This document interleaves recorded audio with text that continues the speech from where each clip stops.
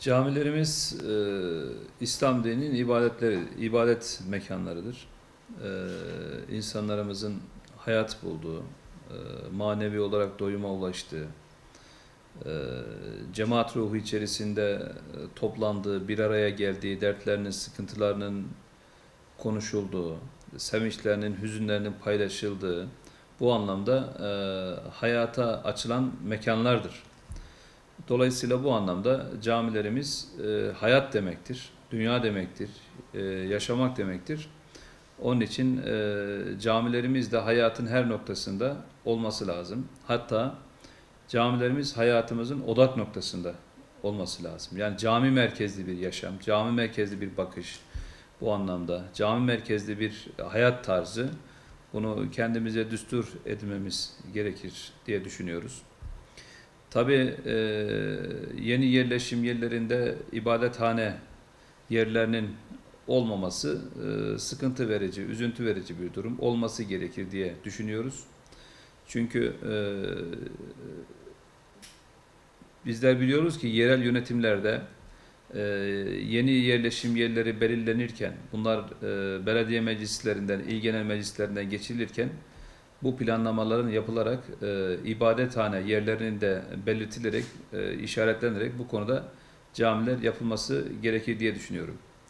Artık hakikaten halkımız da çok hayırsever. Bu konuda gerçekten çok güzel de çalışıyor. İnsanlarımız fedakarca Allah rızası için gönüllülük esasına dayalı kendi derneklerini kurarak bu anlamda cami derneklerini, cami yaşatma, yaptırma, yaşatma dernekleri olarak bunları yapıyorlar.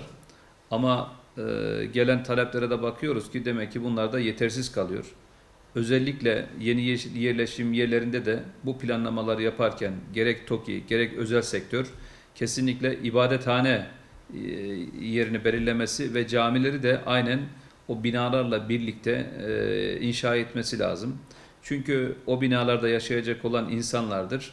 Hayata tutunmak için de yine camiye ihtiyaç vardır. Bu anlamda bunların yerlerinde mühendislik çalışmalarında belirlenmesi gerekiyor. Cemaatsiz camilerde bir canlılık olmaz. Camileri önemli kılan cemaatidir, ibadetidir. Eğer siz camide ibadeti ve cemaati bu anlamda var ederek canlı kılarsanız camiler de bu anlamda şenlenmiş olur. Dolayısıyla bu etkinliklerle, bu faaliyetlerle de tabii hayata, topluma canlılık katılmış olur. İnsanlarımız bilgilendirilerek, kendi değer ve dinamikleri öğretilerek, bu anlamda o camilerde anlatılarak birlik, beraberlik, kardeşlikleri daha pekişme noktasında da hizmet edecektir. Bu anlamda ben din görevlisi arkadaşlarıma da gerçekten teşekkür ediyorum. Adanmışlık ruhuyla ülkemizin en ücra köşelerinde bile birçok camimizde gençlik kolları, hanım kolları kurularak camilerimiz canlı hale getirerek ve dini canlı hale, yaşanabilir hale getirilme noktasında da azami gayretler gösteriliyor.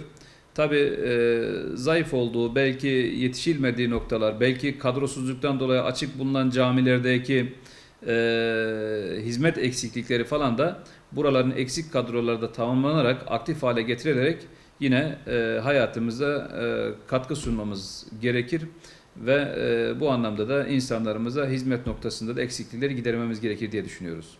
Çok güzel siteler var, çok güzel camiler var ama çok lüks siteler görüyoruz. Camilerini bulmakta güçlük çekiyoruz. Çok güzel binalarda hassasiyet sahibi insanların olduğu yerlerde güzel namaz kılacak mekanlar bulabiliyoruz. Ama çok lüks mekanlarda veya kurumlarda maalesef mescit bulmakta zorlanıyoruz.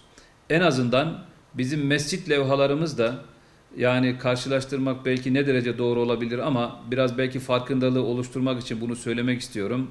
Kamu kurumlarında, özellikle binalarda, yerleşim yerlerinde VC levhalarının görünürlüğünün daha üzerinde bir görünürlüğe sahip olması lazım. Yani bizim özellikle kurumlardaki, hastanelerdeki mescitlerimiz morgların yanına sıkıştırılmış, zemin katlara sıkıştırılmış. Bu anlamda işte içerinin temizliği aylarca, günlerce yapılmamış bir pozisyonda, mescidin içerisinde bile namaz kılacak yer arama durumunda kaldığımız, gördüğümüz şeyler oluyor. Artık bunlardan çıkartılıp mescitlerin gerçekten bir ihtiyaç olduğunu, mescitlerin, camilerin gerçekten hayatın odak noktasında olması gerektiği noktasında farkındalığı oluşturarak bu konuda emek sarf etmemiz lazım, gayret sarf etmemiz lazım. Özellikle tabii bu mühendislik çalışmalarında bunlar geliyor. Yani siteyi korken, yeni yerleşim yerlerini açarken bu planlamaları ta baştan yapmak gerekiyor. Baştan yapmak için de o mühendisin, o mimarın, o müteahhidin de o hassasiyetleri taşıması gerekiyor. Onun için mescitlerimizi bu anlamda canlı hale getirerek, önce insanımızı yetiştirerek, kaliteli ve nitelikli hale getirerek dini yönden, dolayısıyla bu hassasiyetlerle birlikte de inşallah bunlar da çözülecektir diye ümit ediyoruz.